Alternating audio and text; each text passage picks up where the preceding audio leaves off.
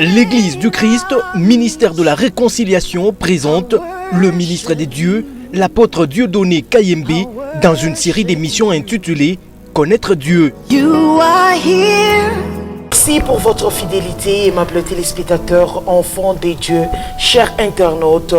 Bonsoir et bienvenue dans votre émission, une production du ministère de la Réconciliation qui est dirigée bien sûr par l'homme des dieux, apôtre Dieudonné Kayembe, accompagné bien sûr de son épouse, Maman Odette Kayembe. Papa Shalom. Merci beaucoup, Maman. Comment vous allez? Je me porte bien. Waouh, waouh. Lorsqu'on vous regarde, on s'est dit l'homme au baptême. Compliqué. C'est compliqué. Comment la santé, comment la santé de l'Église? Dieu nous fait grâce. Waouh, nous rendons grâce à Dieu. Amen. Et comment se portent vos téléspectateurs et les internautes, comment ils se portent? Parce qu'il y a tant de questions sur votre page. Amen. Non, les téléspectateurs ont beaucoup écrit. Oui. Enfin, les internautes, j'allais dire, ils ont beaucoup écrit. Oui. Mais il y a eu beaucoup de questions, bien entendu. Oui. Mais je crois que... Vous avez vu vos questions là? J'ai vu des questions. Et lorsque je regardais les questions, j'ai dit, mais apôtre, c'est une bibliothèque où on ne sait pas. Non, mais nous sommes là pour ça. On n'a plus rien d'autre à faire. Vous n'avez pas eu peur de tant de questions posées? Non. C'est-à-dire que j'ai affaire à des enfants. Très bien. Des enfants à qui je dois apprendre la parole de Dieu. Donc, tous les internautes sont des enfants. Ils le savent. Ils sentent. Mais quand vous parlez avec quelqu'un, vous sentez que Jésus est venu. Il est venu, oui. Il était venu pour partager ou pour nous apprendre la parole de Dieu? Je ne sais pas. Non, Jésus, c'est un Dieu. Il est venu pour nous apprendre la parole de Dieu. Il n'était pas venu pour partager avec nous. Donc la même chose, il y a une différence entre partager et... Partager, c'est-à-dire que tu as quelque chose à donner, moi aussi j'ai quelque chose à donner, nous allons mettre ensemble. Très bien. C'est ça, partager. Mais moi, je viens vous donner. Et là... Je ne partage pas. même quand je parle, ils sentent que je ne partage pas. Aimables téléspectateurs, chers internautes, là, l'apôtre Dieudonné Kayembe vient vous donner. Je viens, je donne la tout. Matière. Je donne tout. Vous donnez tout comme quoi? Je donne tout, c'est-à-dire que je n'ai rien à recevoir d'eux. Et ils sentent, je ne me vante pas, c'est-à-dire que ils savent quand je parle, tous ceux qui m'ont déjà lu, qui m'ont déjà suivi, ils savent que ils ont affaire à quelqu'un qui connaît la parole, qui vient du ciel. Et là, alors nous allons poursuivre avec ces beaux thèmes sur le baptême avec l'homme qui vient du ciel, apôtre Dieudonné Kayembe. Oui, maman. Bien sûr, vous avez eu à voir des questions. Des questions, oui. À lire des questions. Des questions de la part de la part de vos enfants. Oui. Parce que là, vous êtes un maître qui va donner les cours. Alors, il y a eu beaucoup de questions, mais il y a quelques questions, juste une question qui m'a piqué, qui m'a monté qui est revenue plusieurs fois. Plusieurs fois aussi, qui m'a piqué aussi personnellement. Oui. Si vous avez considéré comme toutes les églises, ce sont des groupes de prière. Oui, ça je l'ai dit. Alors... Et je m'assume, je l'ai dit. Ok. Alors, est-ce qu'on peut comprendre la différence entre l'église, proprement dite, la véritable église, et l'église groupe de prière? Et l'église groupe de prière. Comprenez mon émotion parce que ça m'étonne et je suis surprise. Oui. Non. Je vous écoute. Merci beaucoup, maman. Oui, papa. Je vais vous demander à nos téléspectateurs et à nos internautes d'ouvrir grandement les oreilles pour nous suivre, pour comprendre. Vous savez, je prends les livres de Jean, chapitre 3, verset 19. Jean 3, 19. Il dit, on ne va pas lire, « La lumière étant venue dans le monde, les hommes ont préféré les ténèbres à la place de la lumière. » Oui. C'est-à-dire la réaction de l'homme aujourd'hui, c'est qu'il n'aime pas la vérité. C'est ça le problème. Regardez, Jésus est venu sur cette terre des hommes. Il a trouvé des églises. Comme il y en a aujourd'hui, partout, à chaque coin des rues, il y avait des églises. Sur une avenue, il y avait 3. Ce qui se passe aujourd'hui, ce n'est pas nouveau, ça existait. Jésus a trouvé des églises. Il a trouvé des gens en train d'adorer son Père. Mais regarde ce qu'il fait. Il fait quoi? Et ces églises-là, toutes ces églises se réclamaient toutes de Dieu. Toutes ces églises-là, il n'y a pas une seule église où on enseignait aux fidèles d'aller voler, Oui. où on enseignait aux fidèles d'aller commettre de l'adultère, où on enseignait aux fidèles d'aller faire un faux témoignage. Non. Toutes ces églises se réclamaient toutes de Dieu. Mais lui arrive. D'abord, il y a une question, pourquoi il est venu? Parce que Dieu était suffisamment adoré. Oui. Pourquoi il est venu? Mais regarde, lui il arrive, il recrute des disciples. Il marche avec eux pendant une période, et puis il s'arrête. Un jour, il leur dit, je prends une phrase dans Matthieu 13, verset 16-17. Il dit, heureux sont vos yeux, Oui. parce qu'ils voient, et vos oreilles parce qu'ils entendent. Je vous le dis en vérité, les prophètes et des justes ont cherché à voir ce que vous voyez, ils n'ont pas vu. À entendre ce que vous entendez, ils n'ont pas entendu. Maintenant, il y a une question. Le Seigneur les appelle, ces gens-là, les prophètes et les justes. Comment sont-ils devenus justes? Parce qu'on devient juste pas... C'est l'Église qui rend des gens justes. On devient prophète parce C'est pas qu'on... Jésus. C'est Jésus qui dit. Jésus s'adresse aux disciples. Il dit, heureux sont vos yeux, Oui. parce qu'ils voient, et vos oreilles parce qu'ils entendent. Je vous le dis en vérité, les justes, les prophètes et les justes ont cherché à voir ce que vous voyez, ils n'ont pas vu. À entendre ce que vous entendez, ils n'ont pas entendu. Mais tu comprends maintenant la question. La question, c'est que, d'abord, pourquoi lui est-il venu? Ah, il est venu parce qu'il est en train de leur faire voir des choses que les autres n'avaient pas vues, Oui. que les autres n'avaient pas entendues. Oui. Mais maintenant, regarde une partie du problème. Il dit, il les appelle prophètes. Un prophète doit être connu de Dieu. Oui. Un prophète signifie la bouche de Dieu. Mais il les appelle prophètes, mais il dit qu'ils n'ont pas vu. Alors, Il appuie et puis il se contredit lui-même. non, il n'y a pas de contradiction. Uh-huh. Il dit, les prophètes ont cherché à voir, ils n'ont pas vu. Tu peux être prophète, mais tu ne vois pas. Oui. Ah bon? Oui. Mais Jésus le dit, il y a des prophètes qui ont cherché à voir ce que vous, les disciples, vous voyez. Mais c'était ça l'Église. C'est ça l'Église. Parce que quand il est venu, il a dit à Pierre, sur cette pierre, j'ai bâtirai mon Église. Parce qu'il a dit, mais qu'est-ce que les gens disent de moi? Pierre a dit, tu es Christ, le Fils de Dieu. Il a dit, voilà. Sur cette pierre c'était quoi? C'était Christ, le mot Christ là. Sur cette pierre, j'ai bâtirai mon Église. Oui. Donc l'Église réellement a commencé avec Jésus. Donc tout ce qu'il y avait avant, C'était pas l'église. c'était l'Église, c'était des groupes de prière, comme il y en a aujourd'hui. Comme des groupes de prière. Oui, parce que Mais vous avez dit que lorsque avant Jésus, c'était des groupes de prière. Oui. Après Jésus, c'est toujours des groupes de prière. Oui, mais quand Jésus vient, est-ce qu'il est venu pour toi? Il n'est pas encore venu. Mais il Attention. est venu pour ces groupes de prière. Non, il est venu pour... Est-ce que les groupes de prière ont vu? Il y a un problème. Jésus doit venir et que les gens du groupe de prière doivent le voir. Quelqu'un peut refuser. Mais quand il dit, ce que vos yeux ont vu, c'est que les yeux de ces gens-là n'ont pas vu. Maman, regarde, quand on dit par exemple que Jésus est né, il n'est pas né pour tout le monde. Il naît quelque part. Jésus, c'est la parole de Dieu. Quand on dit que Jésus est né chez toi, il n'est pas nécessairement né chez moi. C'est ce que vous comprenez? Oui. Oui. Quand on dit Jésus est mort plutôt, Jésus est mort, il est mort chez vous, il n'est pas mort chez moi. C'est-à-dire, en fait, Jésus c'est quoi? Jésus c'est la parole de Dieu. Oui. Bon, quand Jésus meurt chez toi, c'est-à-dire que c'est toi qui a assimilé la parole, qui l'a incarné et qui a commencé à mener une vie d'une autre façon. Donc, ce n'est pas tout le monde. Jésus n'est pas venu pour tout le monde en même temps. Jésus vient à chacun selon qu'il écoute, selon qu'il s'est converti. Parce qu'il dit... Selon la révélation qu'il a sur Jésus. Ah, si on peut appeler ça révélation. Okay. Voilà. Alors, maintenant, vous avez compris le problème qu'il y a là-bas. C'est-à-dire que l'Église a commencé avec Jésus. Et je mets un point là-bas. Je veux dire que Jésus est venu, mais il n'est pas venu pour tout le monde. Parce que, écoute ce que la femme samaritaine, Jésus dit à la femme samaritaine, l'heure vient, et il est déjà venu. Alors vous comprenez que pour les uns, l'heure vient.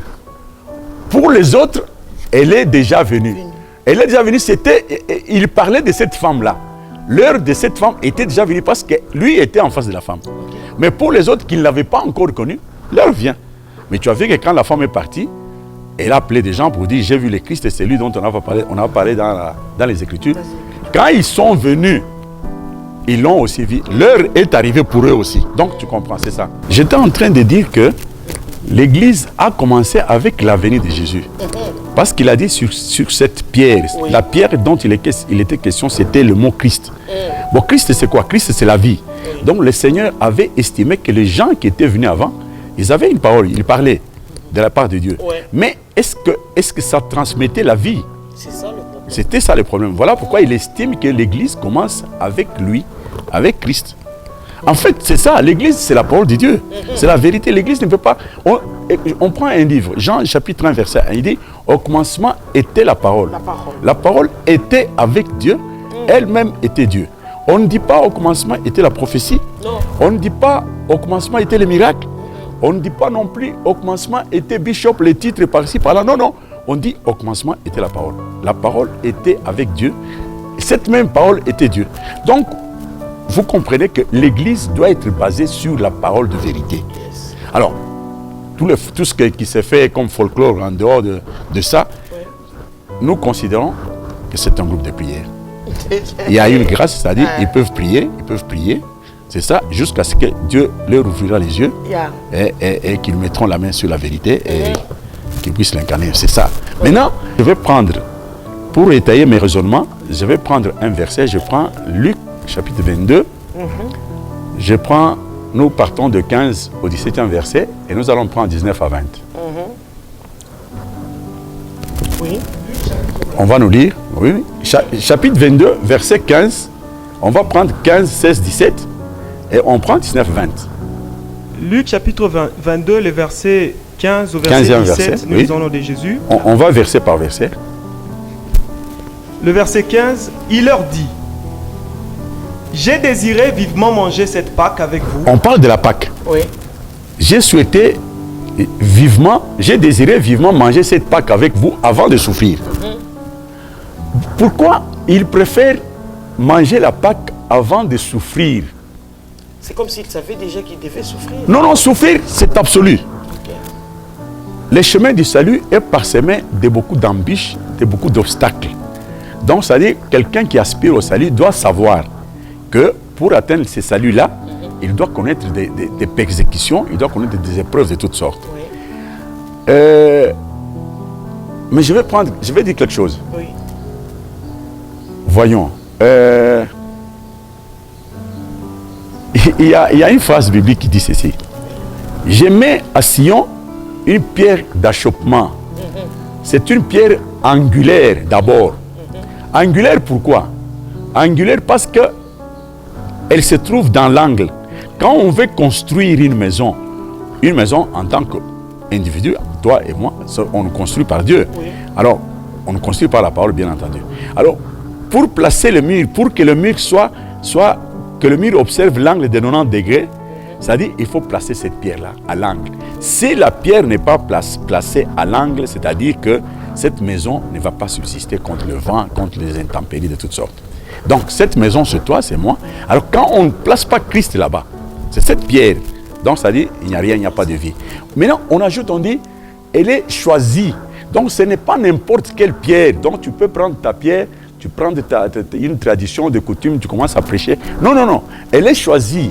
Elle est choisie d'office par Dieu. On sait que cette pierre a un rôle à jouer dans la fabrication de l'homme. C'est-à-dire que ça ne se passe pas de n'importe quelle manière. Donc tu ne peux pas inventer ta façon de faire. Non, non, non. Il faut, cette pierre est déjà taillée par Dieu. Maintenant on dit, elle est précieuse. Elle est précieuse, c'est-à-dire qu'elle a un rôle à jouer dans la construction de l'homme. Donc en dehors de cette pierre-là, l'homme n'existe pas. Et cette pierre, quoi? Cette pierre-là, c'est quoi? C'est Christ, comme je l'ai dit. Bon, alors, vous comprenez. Et Christ, en fait, il faut que les gens entendent. Christ, c'est quoi? Christ, c'est une vie, mais une vie éprouvée. C'est-à-dire, quelqu'un écoute la parole de Dieu. Il l'incarne. Il passe par le feu, par les épreuves. Si il triomphe de ces épreuves-là, la vie qu'il aura après là, c'est ce qu'on appelle Christ. Christ, c'est une vie éprouvée. Éprouvée. Donc, alors, mais est-ce qu'aujourd'hui, où ces églises, groupes de prière dont je parle ici, à la longueur de journée, ils sont en train de demander des bénédictions, de demander la prospérité, demander des voyages, demander des mariages. Bon, est-ce que vous pensez que ces dieux locaux qui est prêché en Afrique, les dieux de groupe de prière là, qui est prêché en Afrique, mais est-ce que quand tu arrives en Occident, mettons, tu vas aux États-Unis. Aux États-Unis, la voiture, c'est comme un moyen de locomotion. Tout le monde en a. Donc, tu arrives aux États-Unis aujourd'hui, tu as des papiers ou tu n'en as pas, mais tu es sentinelle, on commence à te payer, tu achètes une voiture. Et la maison, tu as une maison à crédit pendant 30 ans, 40 ans.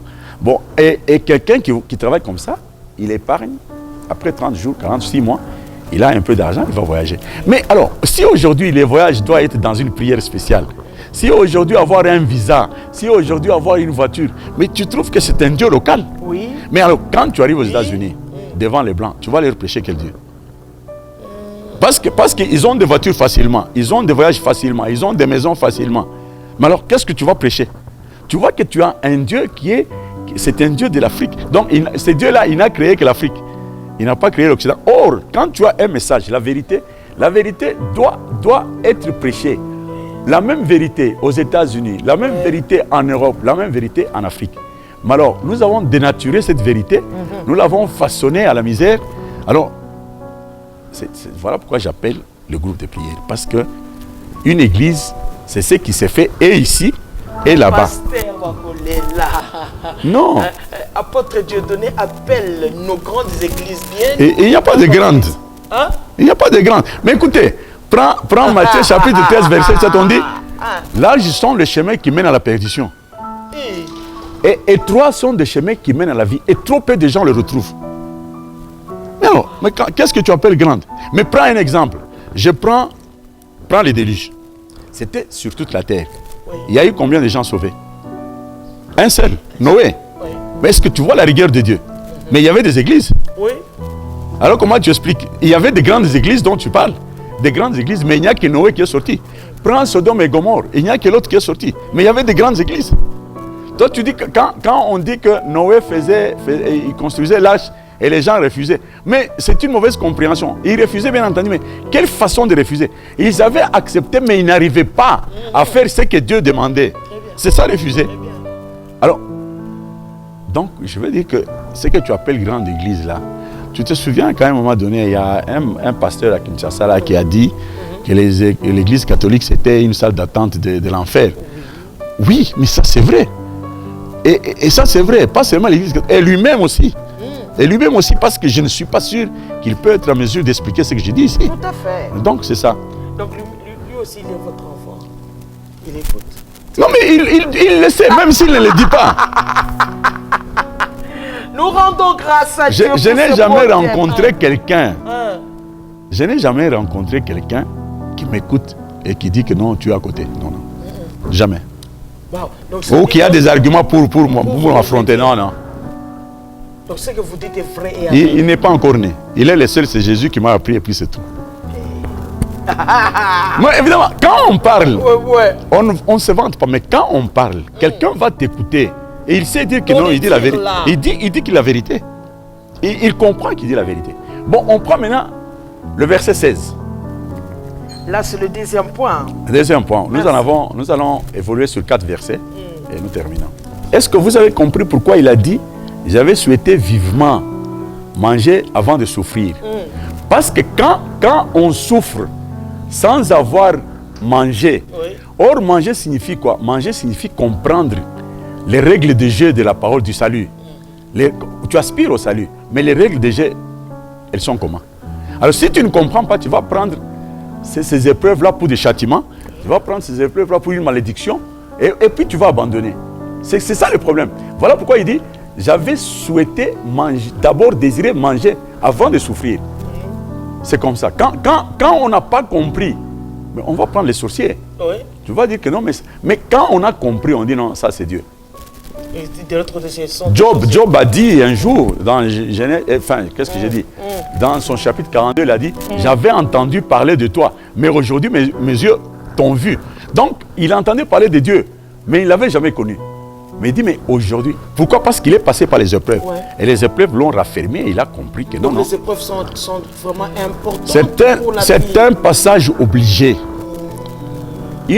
Mais écoutez, quand Jean dit, moi je vous baptise d'eau, mais c'est lui qui vient, il vous baptisera de l'esprit et du feu. Mais ces feux-là, ce sont des épreuves. Mais donc les épreuves font partie intégrante du processus du salut. Donc quand tu mets les épreuves de côté, donc tu enlèves la pierre angulaire dont je t'ai parlé. Tu la mets de côté. On dit que la pierre angulaire qui a été rejetée par les bâtisseurs, mais qui est revenue la pierre de l'angle. Donc quand tu ne prends pas les épreuves comme partie prenante du processus de salut, bien, mon cher ami, donc tu es perdu. Wow. Alors j'ai peur, aimables téléspectateurs, j'ai peur, chers internautes, d'être perdu parce que si vous entendez l'apôtre parler de la perdition, oui. Donc c'est terrible et puis c'est vrai. Non mais, attendez, quand quelqu'un parle de se perdre, c'est qu'il est retrouvé. Tendance. Non, ça dit que on parle quand on parle de perdre, ça dit c'est quelque chose qu'on avait. Quelque chose qu'on avait, alors en ce moment on peut perdre. Mais toi tu n'es jamais récupéré. Quand Jésus dit, oui. J'ai d'autres brebis, Jean 10, verset 16, j'ai d'autres brebis qui ne sont pas, on ne va pas lire ça, on va continuer avec notre livre. J'ai d'autres brebis qui ne sont pas de cette bergerie. Celles-là, il faut que j'aille les prendre. Parce qu'il va falloir qu'il y ait un seul berger, oui. Et une seule bergerie. Oui. Mais les autres là, ils sont dans une autre bergerie, mais ils ne sont pas avec lui. Bon, or, il faut qu'il y ait un seul berger. Donc, ils ne peuvent pas dire qu'ils sont égaux. L'égarement, c'est leur état. Maintenant, les problèmes, nous sommes en train de les rechercher. Nous les appelons avec cette parole, en fait, qu'ils reviennent. Oui. C'est ça. Donc, ce qui n'est pas facile aussi, hein. Avec Dieu, tout est possible, comme on dit. Surtout de l'autre côté, on lui parle de la vraie parole. Non. Même celui qui lui prophétise. Oui, mais au commencement était la prophétie, c'est ça. Au commencement était la parole. Au commencement était la parole. La parole était avec Dieu. Elle-même était Dieu. On ne dit pas au commencement il y avait des miracles. Au commencement il y avait la prophétie. Au commencement il y avait Bishop. Non. Bon, alors maintenant nous prenons le 16e verset. Luc 22, le verset 16, nous lisons au nom de Jésus. Car, je vous l'ai dit, je ne la mangerai plus jusqu'à ce qu'elle soit accomplie dans le royaume des dieux. Amen, hein? Amen. La Bible dit, car je ne la mangerai plus jusqu'à ce qu'elle soit accomplie dans le royaume des dieux. Écoutez, maintenant, il faut que le peuple de Dieu comprenne. Oui. Quand on mange la Pâque, c'est pour que cette Pâque nous amène dans le royaume. Oui.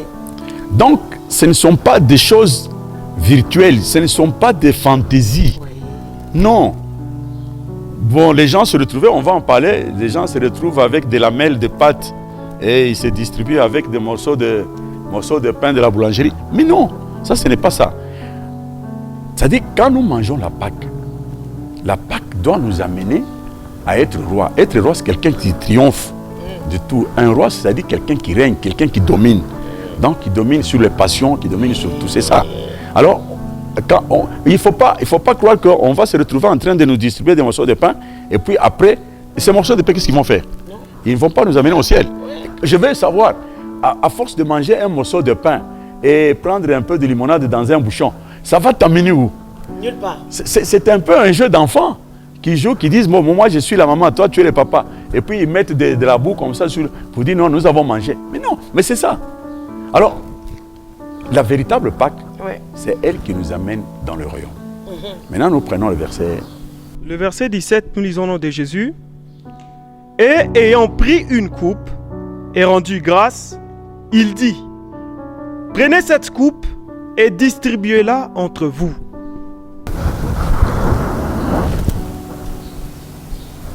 On parle de la coupe. Oui. D'abord, ce qui peut vous étonner, oui. C'est que tous ces gens qui mangent la Pâque dans les églises, qui font la Sainte Seine, ils ont un morceau de pain, et ils ont une coupe, donc c'est-à-dire les bouchons, là où ils mettent un peu de limonade. Mais quand tu lis la Bible là-bas, il y a eu deux coupes. Il y avait la première coupe dont nous allons parler, et puis il y a eu le pain, et puis il y a eu ensuite la coupe du soir. Oui. Que nous allons expliquer. Pour que le peuple de Dieu puisse comprendre. D'abord, maintenant, la première coupe ici, il y avait quoi? Il y avait quoi? La première coupe ici, il y avait du vin.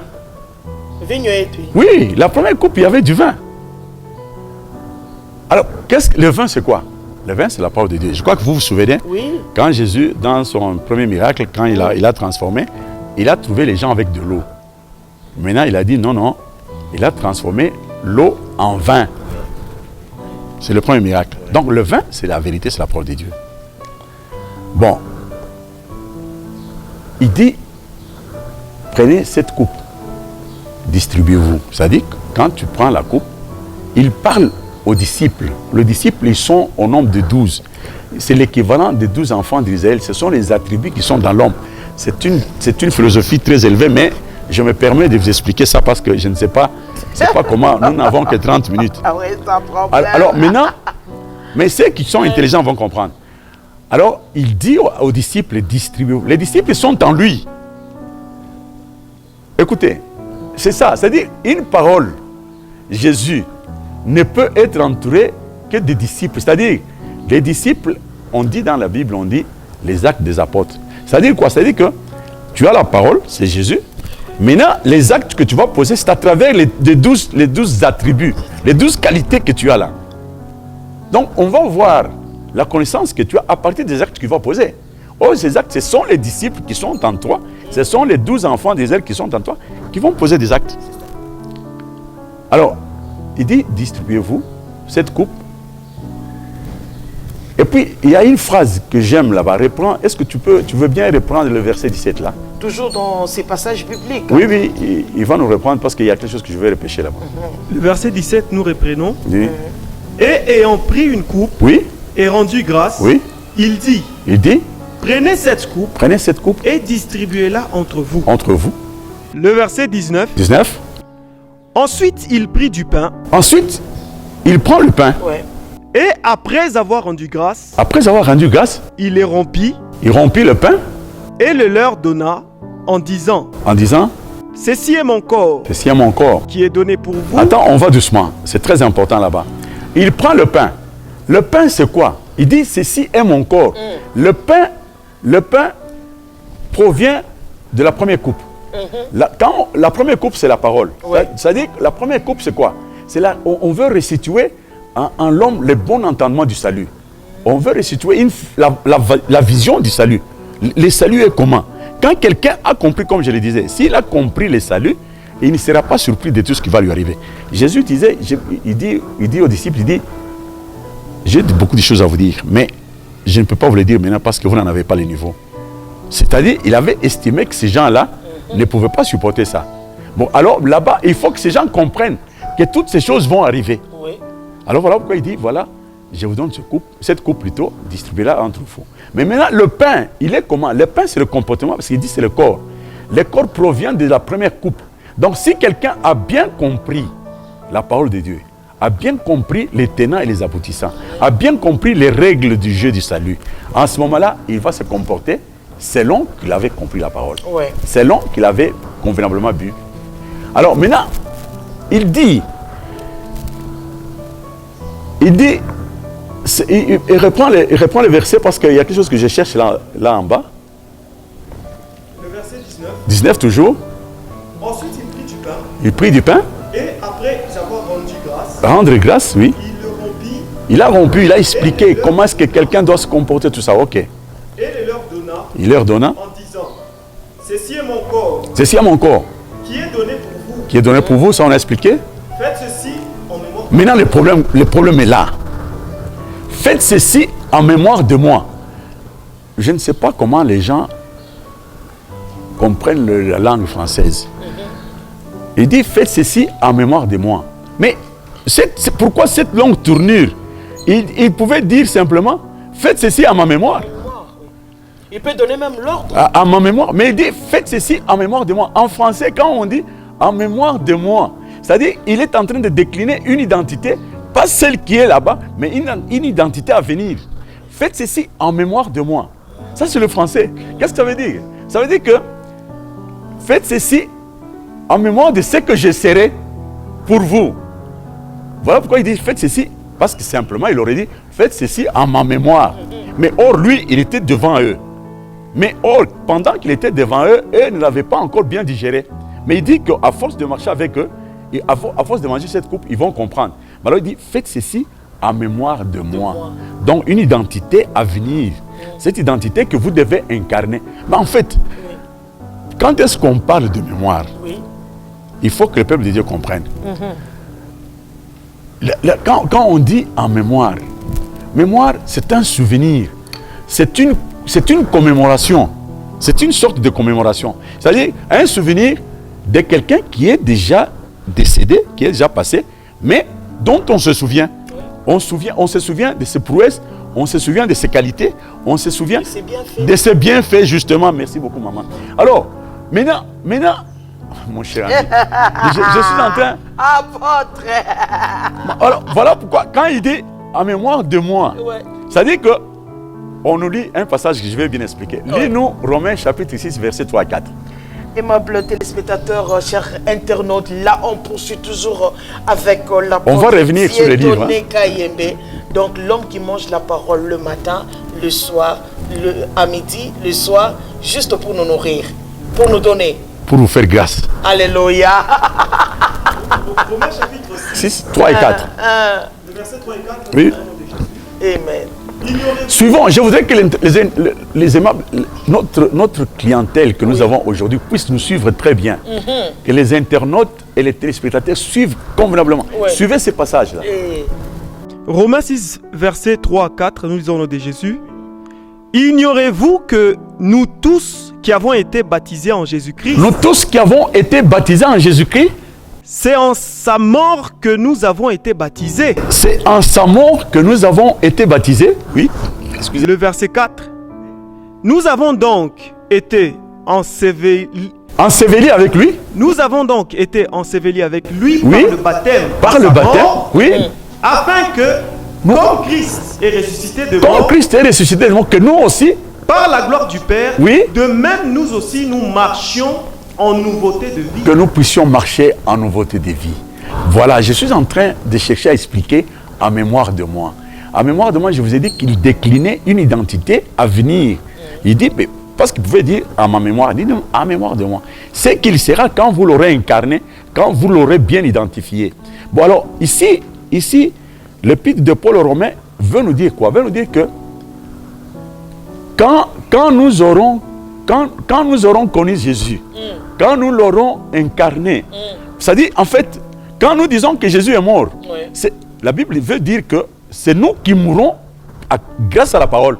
C'est nous qui mourrons grâce à la parole. Et c'est nous qui allons ressusciter grâce à la parole.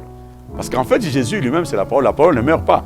Mais si la parole meurt, c'est-à-dire c'est nous qui mourrons grâce à cette parole. Alors, quand nous mourons grâce à la parole, ce que nous allons incarner, ce que nous allons devenir, mon cher ami, ce n'est pas nous retrouver. Ça, c'est une réalité. Là, c'est l'apôtre. Comme je le disais, ce n'est pas virtuel, c'est concret. C'est ce qui doit se passer dans la vie d'un homme. C'est-à-dire que quand quelqu'un mange la Pâque, il doit changer le mode de vie. Mais cela, c'est progressivement. Oui, c'est progressivement. Il doit accéder à une nouveauté de vie. Mais regarde ce qui m'étonne. Mais les gens prennent ça pour de l'histoire. Tu peux voir des gens bien respectables, respectueux en même temps, des gens de haute sphère, des gens qui ont une autre culture, bien instruits, mais qui se retrouvent devant quelqu'un qui leur donne des lamelles de pâtes.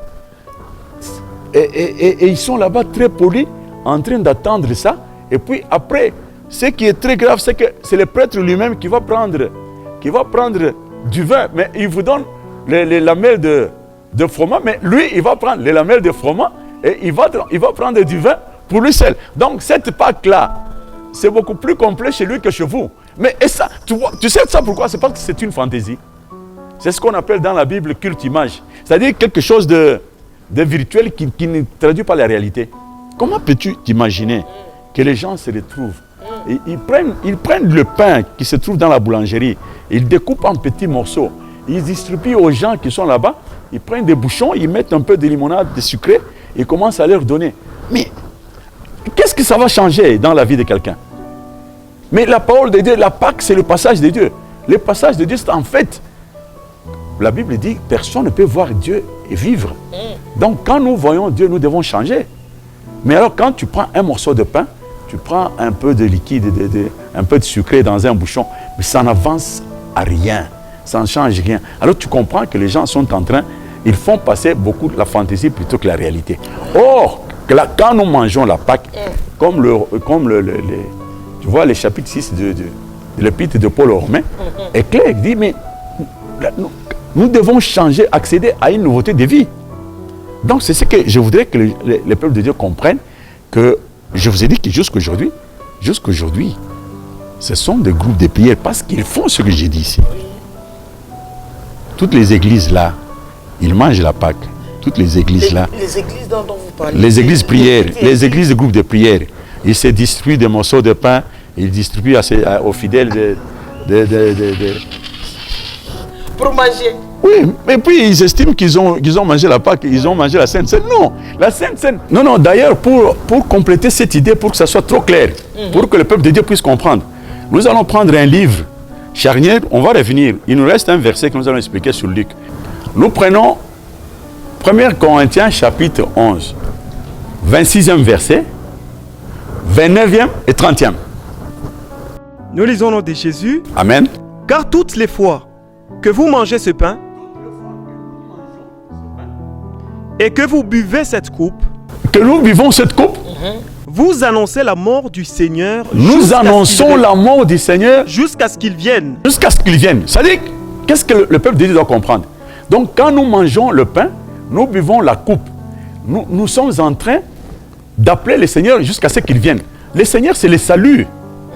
Donc, c'est-à-dire qu'il faut que cette coupe que nous buvons, ce pain que nous mangeons, puisse nous amener dans le salut, puisse nous donner la vie. Bon, mais dans quelle mesure maintenant, quand vous mangez un morceau de pain de la boulangerie, dans quelle mesure quand vous mangez du vin et quand vous buvez du vin dans un bouchon ou quelques millimètres de sucré, ça vous amène au salut comment? Comment est-ce que vous avancez? Le Seigneur va venir comment?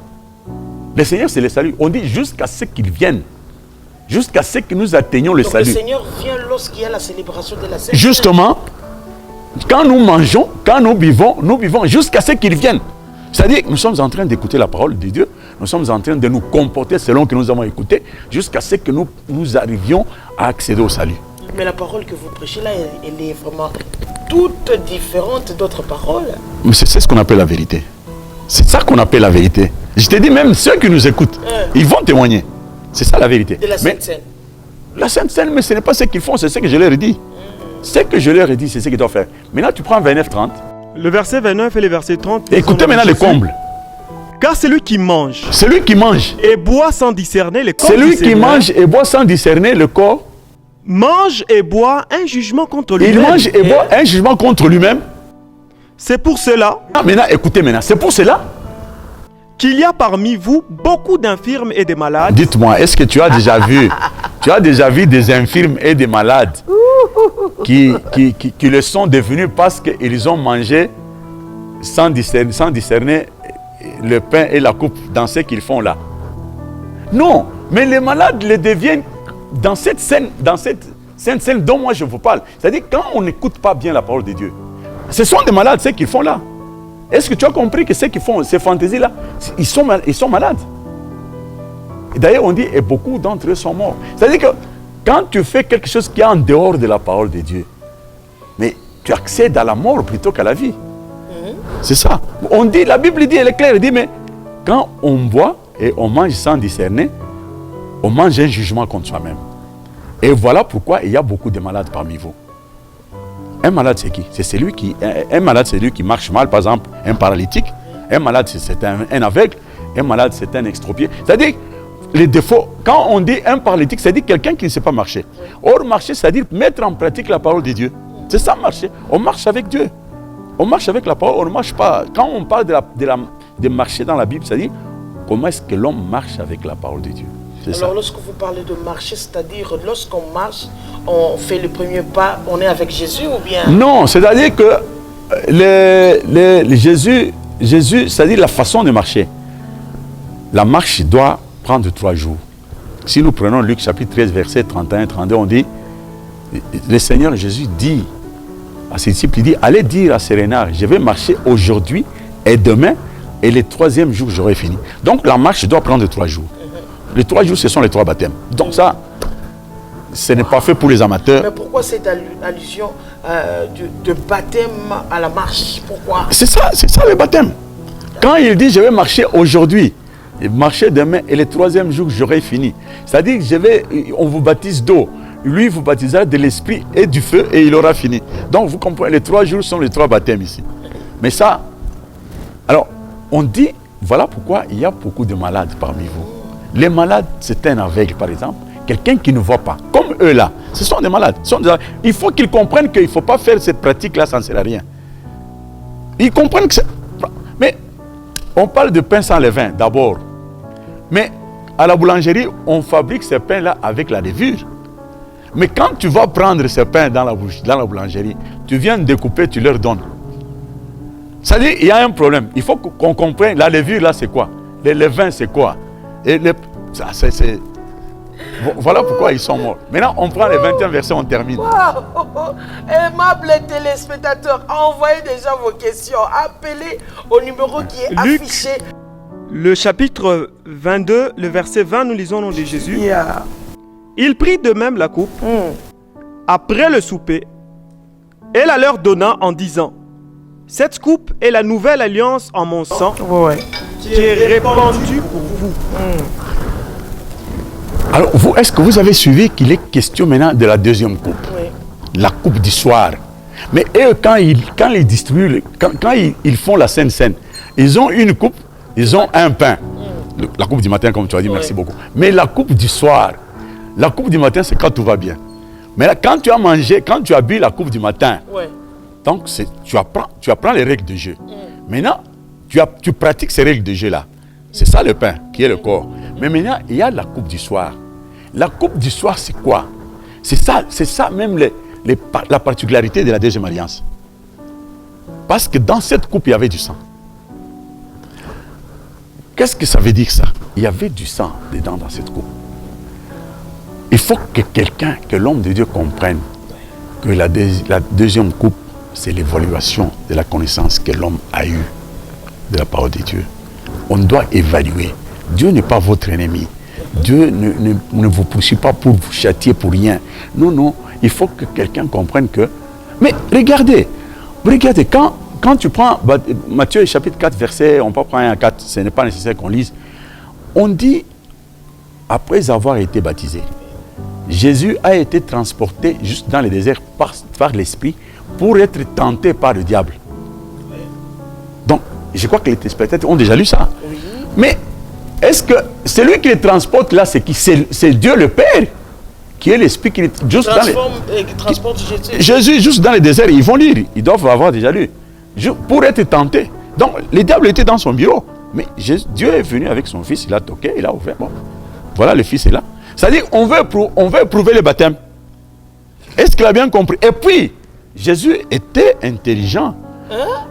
Oui, parce que le diable s'est retourné. Il lui a dit, si tu es fils de Dieu, est-ce que tu peux transformer ces pierres-ci en pain? En pain. Première question. Il dit, il a été écrit que l'homme ne vivra pas seulement de pain, mais de toute parole qui sortira de la bouche de Dieu. Donc, il répond maintenant à la première question du diable. Donc, on évalue le baptême qu'il a eu. Dieu n'est pas notre ennemi. Il a dit, il a fait pour vous des projets de bonheur et de prospérité. C'est ça le bonheur. C'est ça la prospérité. Mais les gens, ils aiment la voiture. Mais la voiture, c'est ici. Mais en Europe, la voiture ne signifie rien. Quand tu donnes à quelqu'un une voiture en Europe, tu ne lui as rien donné. Oui, mais ça, ceux qui sont là-bas, ils savent. Voilà pourquoi je voudrais que le peuple de Dieu comprenne. Nous allons chiter, nous avons fini. Que le peuple de Dieu comprenne qu'ils sont dans une bergerie. Et que le Seigneur, avec la vérité qu'il a amenée, il a... Hein? Oui. Jean 10, nous terminons par là. Jean 10, chapitre 16 dit, il y a d'autres brebis qui ne sont pas ici, qui sont dans une autre bergerie. Celui-là, il faut que j'aille le prendre. Parce qu'il faut qu'il y ait une seule bergerie et un seul berger. Un seul berger, c'est Christ. Une seule bergerie autour de la vérité. Et pas de tralala, pas de folklore, pas tout ce qui se passe là-bas, pas de groupe de prière. Non. mais dans la vérité. Alors, Donc, si toutes les églises sont des groupes de prière, ici, et toutes les églises sont des groupes de prière, et ici, là, c'est l'église proprement dite. posez-leur la question. Moi, je souhaite que tu leur poses la question. Ils vont t'écrire, tu vas leur poser la question. L'adresse de l'église. L'église se trouve sur le boulevard Katouba. Quand vous arrivez à l'arrêt appelé Chisenda, quand vous dépassez légèrement la station-service qui est au coin des avenues Boulevard avec Basilique, donc, et puis vous dépassez un peu Djambo, vous descendez un peu, vous trouverez une école, une entrée, Chisenda. Du côté des motards, il y a une école des sœurs catholiques, dénommée École Saint-André. Alors, quand vous longez les murs du devant de l'école là, vous arrivez au coin, vous voyez déjà, vous allez apercevoir une grande bâtisse. C'est l'église du Christ, ministère de la Réconciliation, dirigée de main de maître par l'apôtre qui vous parle. Yémei, alors. Si je comprends très bien, c'est KMB. l'apôtre qui mange la parole et qui donne aux enfants. C'est ça. On ne peut pas faire une église sans parole. Voilà pourquoi je voudrais que les serviteurs de Dieu, qui n'ont encore pas vu, comme le prophète dont nous avons parlé, qu'ils cherchent à voir.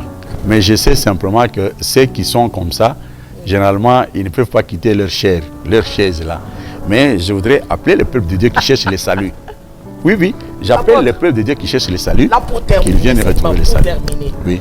Donc il faut faire encore, il faut ajouter encore une partie de l'église parce que bientôt là, toutes les bergeries là, et tous les groupes viendront ici. Oui, il faut. C'est pour leur salut.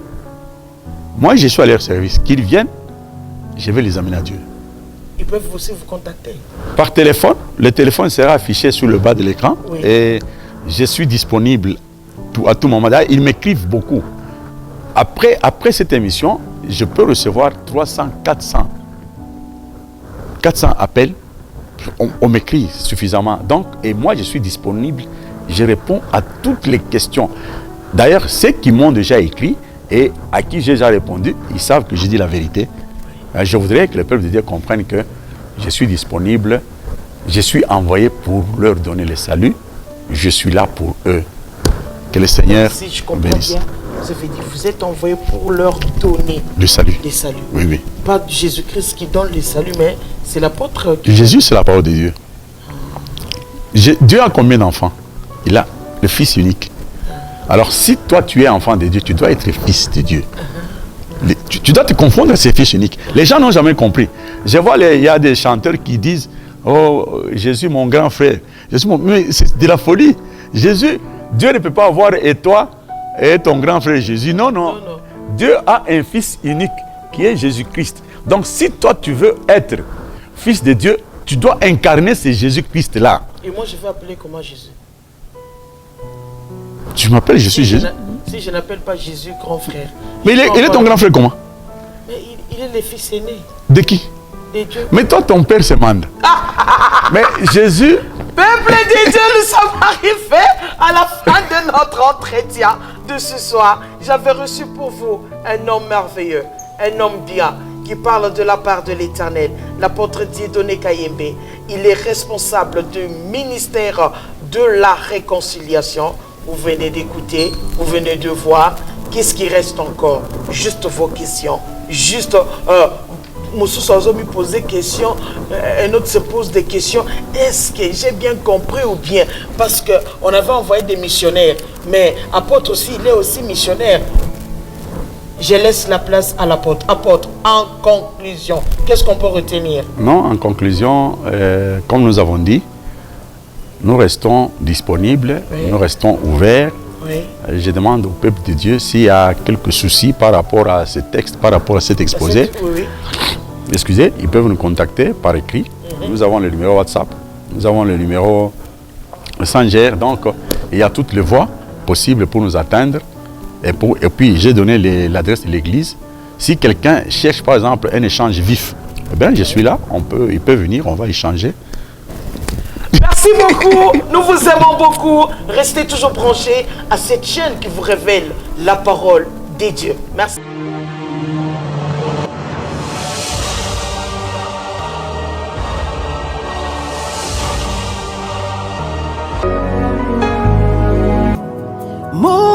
L'Église du Christ, ministère de la réconciliation, présente le ministre des dieux, l'apôtre Dieudonné Kayembe, dans une série d'émissions intitulée Connaître Dieu. You are here.